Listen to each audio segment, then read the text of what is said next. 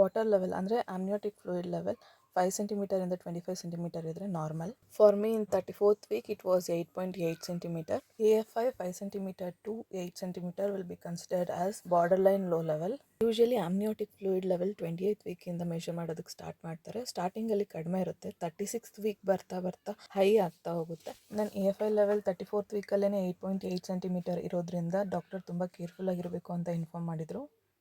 But ನಾನು with some home remedies 8.8 centimeter ಇದ್ದಿದ್ದು AFI ಲೆವೆಲ್ನ 10.8 centimeter ಮಾಡಿಕೊಂಡೆ. ಅದು ಹೇಗೆ ಅಂತ ಅಂದ್ಬಿಟ್ಟು ನೆಕ್ಸ್ಟ್ ವಿಡಿಯೋದಲ್ಲಿ ಹೇಳ್ತೀನಿ. ಅದು ಕೂಡ 15 ಡೇಸ್ನಲ್ಲಿ 2 centimeter ಇನ್ಕ್ರೀಸ್ ಆಗಿದೆ.